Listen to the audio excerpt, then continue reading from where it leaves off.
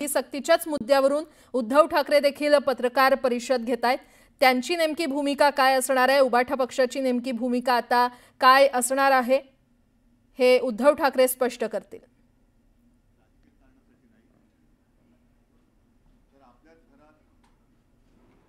मातृभाषेच्या लढ्यासाठी आहे। तुम्हाला माझ्या सोबत बसलेले दीपक पवार आणि सगळे सहकारी बघितल्यानंतर लक्षात आलं असेल की कारण नसताना हिंदीची सक्ती हा विषय जो काय एक महाराष्ट्रद्रोही सरकारकडून लादला जातोय त्याला विरोध करण्यासाठी सर्व मराठी माणसं पक्षीय भेदाभेद विसरून एकत्र यावीत म्हणून ही सगळी मराठी प्रेमी एकत्र आलेले आहेत आणि सगळ्यांना आवाहन करतायत। साहजिकच आहे, शिवसेनेचा जन्मच मुळामध्ये भूमिपुत्रांवर म्हणजे अर्थातच महाराष्ट्रामध्ये मराठी माणसांवरती होणाऱ्या अन्यायाविरुद्ध लढण्यासाठी म्हणून झाला।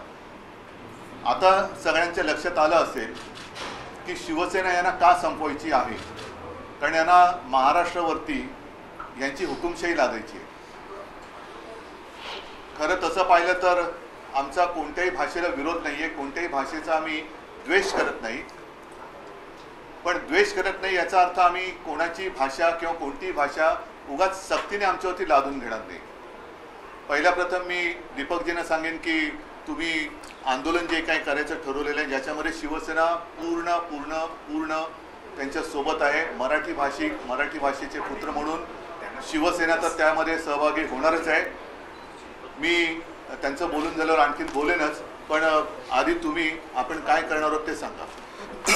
नमस्कार आणि सगळ्यांचे आभार मानतो। मी आज शिवसेना पक्षप्रमुख उद्धवसाहेब ठाकरे यांना आम्ही शालेय शिक्षण अभ्यास आणि कृती समन्वय समितीचे जे सगळे पदाधिकारी आम्ही सगळे साहेबांनाच भेटायला आलो होतो। काल आमची भेटीची वेळ ठरली। या भेटीच्या दरम्यान संजय राऊत साहेब, विनायक राऊत साहेब, अभ्यंकर साहेब आणि हे सगळी मंडळी हजर होती। या भेटीच्या दरम्यान आम्ही गेल्या 2-2.5 महिन्यांमध्ये ज्या प्रकारचं आंदोलन महाराष्ट्रभरामध्ये नागरी समाजातल्या चळवळींनी उभं केलं आहे त्याच्याबद्दलचा तपशील आम्ही उद्धवजींना सांगितला। त्यावेळेचा त्यांचा पहिला प्रश्न असा होता की हिंदीला किंवा तिसऱ्या भाषेच्या सक्तीला आपला विरोध आहे हे आता सर्वदूर लोकांच्यापर्यंत गेलेलं आहे। यानंतर आपल्याला काय करायचं आहे आणि कार्यक्रम काय असणार आहे हे तुम्ही लोकांशी बोला किंवा आमच्याशी अगोदर बोला आणि या प्रकारच्या कार्यक्रमाबद्दल बोलून नंतर कोणत्याही परिस्थितीत तिसऱ्या भाषेची सक्ती जिला सरकार सोपं करण्याच्या दृष्टीने हिंदीची सक्ती असं म्हणत आहे ती पूर्ण घालवण्याच्या दृष्टीने शिवसेना पक्ष पूर्ण ताकदीने आमच्यासोबत उभा राहील अशा प्रकारचं शब्द उद्धवजींनी दिला आहे। 2 कार्यक्रम आम्ही त्यांच्याशी आज चर्चा करताना त्यांच्यासमोर सांगितले। एक म्हणजे येत्या रविवारी 29 जूनला दुपारी 3 वाजता मुंबई मराठी पत्रकार संघामध्ये नागरी समाजातल्या चळवळी आणि सर्व कार्यकर्ते, राजकीय पक्षांचे प्रतिनिधी यांची जाहीर सभा आम्ही घेतो आहोत आणि त्या दिवशी 16 एप्रिलचा शासन निर्णय ज्याच्यामध्ये अनिवार्य हा शब्द वापरला गेला, 17 जूनचा शासन निर्णय जिथे अनिवार्य हा शब्द बदलून सर्वसाधारण हा शब्द आणला गेला पण त्याचा अर्थ तोच आहे आणि 6 जूनचं रेखावार यांच्या सहीचं परिपत्रक ज्या परिपत्रकाच्या नुसार NCERTची पुस्तकं महाराष्ट्र शासनाने अनिवार्यपणे घ्यायची आहेत ज्यामुळे आपल्या सगळ्यांच्या आठवणीचा भाग असलेली बालभारती आणखी काही वर्षांनी कालबाह्य होणार आहे। या 3 महत्त्वाचे 2 शासन निर्णय आणि 1 परिपत्रक यांची प्रतिकात्मक होळी करण्याचा कार्यक्रम आम्ही करतो आहोत आणि या कार्यक्रमामध्ये उद्धव साहेबांनी यावं आणि शिवसेना पक्षाच्या सर्व प्रमुख नेत्यांनी, कार्यकर्त्यांनी सहभागी व्हावं अशी आम्ही त्यांना विनंती केली आणि मला आनंद वाटतो की उद्धवजींनी आमची ती विनंती मान्य केली आहे। 7 जुलैला आझाद मैदानामध्ये धरणं आंदोलनाचा कार्यक्रम आम्ही करतोय, अधिवेशन त्यावेळेला चालू आहे। हे जे धरणं आंदोलनाचा कार्यक्रम आहे त्यामध्ये उद्धवजींनी सुचवलेली एक महत्त्वाची सूचना अशी होती की आपण हुतात्म्यांना अभिवादन करून त्या कार्यक्रमाची सुरुवात करावी। हुतात्म्यांना अभिवादन करून सर्व जे मराठी प्रेमी नागरिक आहेत ते हुतात्मा स्मारकापासून आझाद मैदानात येतील आणि मग हुतात्म्यांना अभिवादन करून ते आंदोलन आपण करणार आहोत।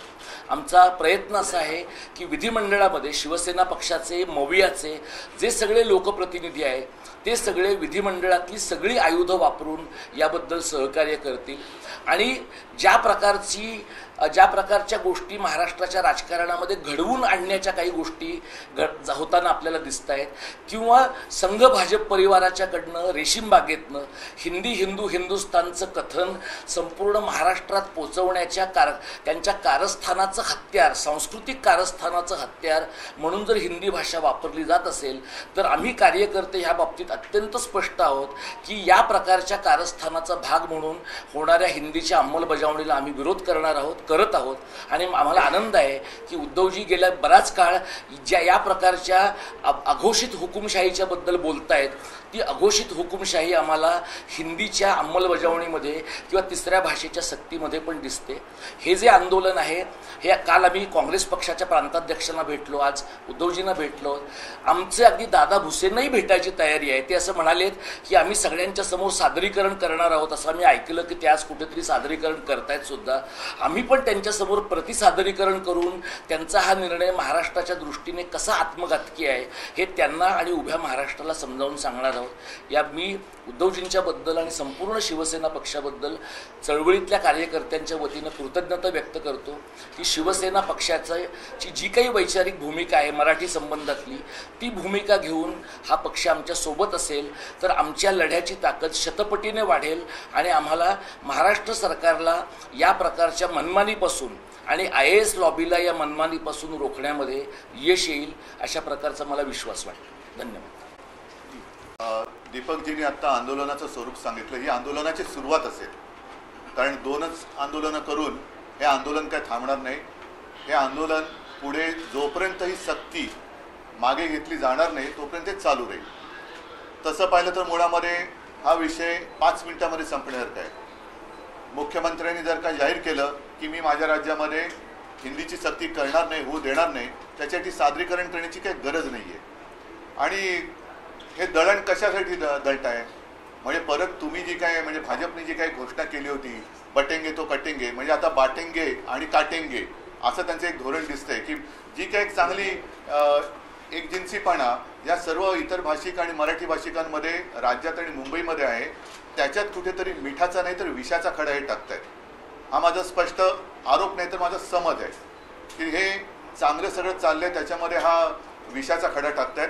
कारण हिंदी भाषेला विरोध आम्ही केलेला नाही, पण हिंदी सक्तीला विरोध आमचा आहे आणि तो राहणार.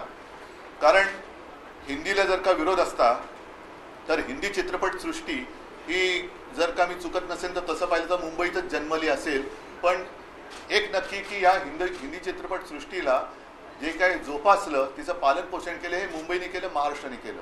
अनेक मग अगदी अमिताभजी असतील, हिंदी कलाकार असतील, गायक असतील, संगीतकार असतील, हे मुंबईमध्ये आले आणि मोठे झाले. महाराष्ट्रामध्ये सुद्धा हिंदी चित्रपट हे तुफान चालतात, लोकप्रिय होतात. हिंदी सिने तारका यासुद्धा इकडे लोकप्रियता कमवतात. म्हणजे एकूण आम्हाला हिंदीचा वावडा नाही आहे. पण हिंदी सक्तीची याचा अर्थ तुमचा जो एक छुपा एजेंडा आहे की कालांतराने ते त्यांचं आधी होतं एक निशाण एक प्रधान एक विधान म्हणजे मीच, हा जो त्यांचा आहे. आणि नड्डा जे बोलले होते की कालांतराने देशामध्ये एकच पक्ष राहील, म्हणजे हे सगळं एकाधिकारशाहीकडे यांचं ही वाटचाल सुरू आहे. कालच त्यांनी आणीबाणीला झालेल्या 50 वर्षाचा उल्लेख केला. आता ही भाषिक आणीबाणी ते लागत आहेत. ही भाषिक आणीबाणी आहे आणि त्याचा विरोध हा आम्ही तर करणार आहोत. पण विशेष म्हणजे शिवसेनेतले गद्दार जे जिकडे मिंदेपणाने राहत आहेत त्यांना सुद्धा आता बाळासाहेबांचे विचार काय आहेत हे मराठीतून पुन्हा सांगण्याची वेळ आलेली आहे.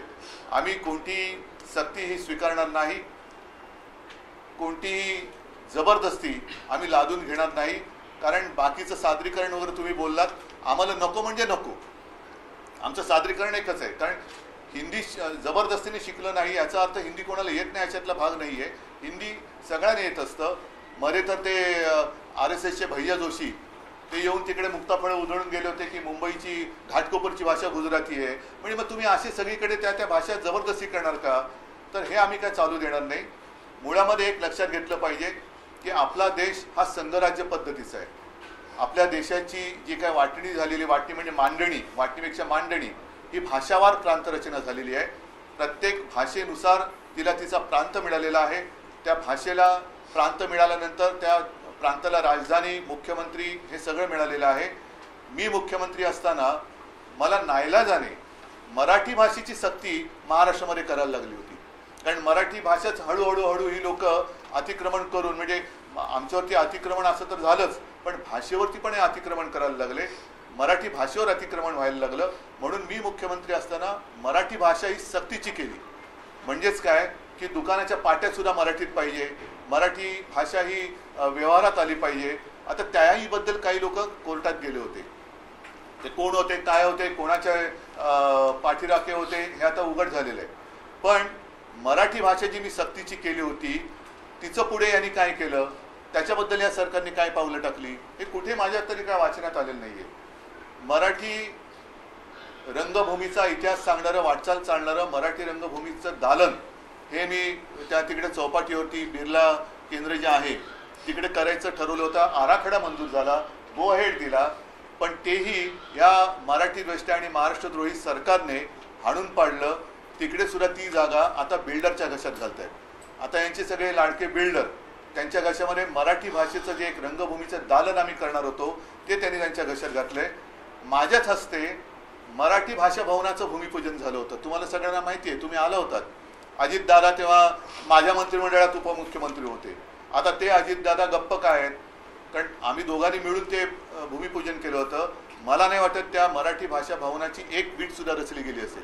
आता ती जागा तरी त्यांनी ठेवले का ती सुद्धा बिल्डरला दिले, हा सुद्धा एक संशोधनाचा विषय असो. असे अनेक विषय आहेत. तूर्त हिंदी भाषेची सक्ती आम्ही आमच्यावरती, आमच्या लहान जी काही मुलं आहेत त्यांच्यावरती लादू देणार नाही. नाही म्हणजे नाही. इकडे कोणतेही सादरीकरण वगैरे करण्याची आणि सादरीकरण पाहण्याची काही गरज नाही. कोणाचंही हिंदी सक्ती नसल्यामुळे हिंदी येत नाही असं काही आढळलेलं नाहीये. सगळेजण गुण्यागोविंदाने इकडे दुबे पण बसलेत, सगळे बसलेत, हिंदी भाषिक आहेत. उलट ते आता मराठी शिकवायला निघालेले आहेत, मराठी शिकवत आहेत. तर हे सगळे गुण्यागोविंदानी एकत्रित नांदतायत. भाजपचं मला असं वाटतं ते जे एक धोरण मी म्हटलं एकाधिकारशाहीचं, ते ह्या ह्याच्यातनं त्याला छुपा एजेंडा म्हणून तो राबवण्याचा प्रयत्न मराठी भाषिक आणि मराठी भाषेचे पुत्र हाणून पडल्याशिवाय राहणार नाही. मी दीपकजी आपल्या ह्या आंदोलनाला सक्रिय पाठिंबा देतो आहे.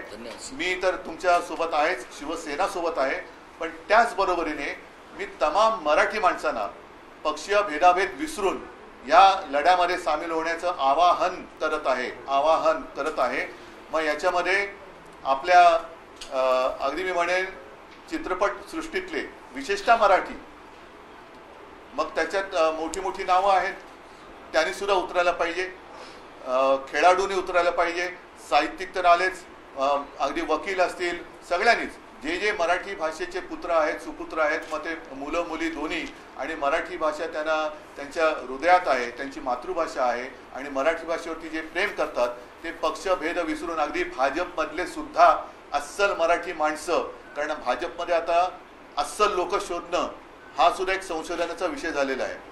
आणि अस्सल भाजपच्या कार्यकर्त्याला आता काहीतरी एक वेगळा शब्द वापरावा लागेल, कारण सगळे उपरेस त्यांच्या डोक्यावरती बसवलेत. त्याच्यामुळे भाजपमधले राहिलेले अस्सल मराठी प्रेमी यांनी सुद्धा या आंदोलनात सहभागी व्हावं ही एक सगळ्यांना मराठी माणूस म्हणून विनंती करतोय. आणि पुन्हा एकदा सांगतो की कोणी किती प्रयत्न केले तरी हिंदी भाषेची सक्ती ही आम्ही महाराष्ट्रावरती लादू देणार नाही. सगळ्यांना धन्यवाद देतो. जय हिंद, जय महाराष्ट्र.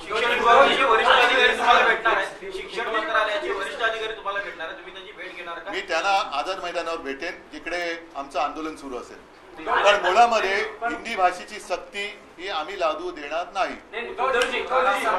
सरकार ने और बीजेपी ने कुछ दिन पहले प्रेस कॉन्फ्रेंस की कुछ परिपत्र दिखाया और कहा कि 1960 में त्रिभाषा आई, 64 में उसका आया और वही असेल. पण 1960 साली संयुक्त महाराष्ट्र झालेला आहे आणि मुंबई ही महाराष्ट्राला मिळालेली आहे. त्याच्यामुळे आधी त्रिभाषा असेल नंतर 100 भाषा सूत्र असेल. आम्हाला त्याच्याशी काही देणं घेणं नाही. बरं, हे त्रिभाषा सूत्र देशातल्या किती राज्यात आहे? गुजरातमध्ये आहे का? तिकडे हिंदी शिकवत आहे का? शिकवत असेल तर जरूर शिकवा, आमचं त्याला नाहीये. तर तुम्ही तामिळनाडूमध्ये शिकवत आहे का? कर्नाटकात शिकवत आहे का? बरं, त्रिभाषा सूत्र म्हणून आमच्यावरती लादणार असाल तर कर्नाटकातले जे आमचे मराठी भाषिक आहेत त्यांना मराठी बोललं तर गुन्हे दाखल का केले जात आहेत? त्यांना कानडीची सक्ती केली जाते. मग त्यांना त्यांच्या मातृभाषेची जर त्यांनी एक आस असेल आणि त्याच्याबद्दल त्यांनी आवाज उठवला तर त्यांना गुन्हेगार, त्यांना राष्ट्रद्रोहाचे काय राजद्रोहाचे गुन्हे त्यांच्यावर टाकले जात आहेत. मग तेव्हा कुठे जातं तुमचं सूत्र?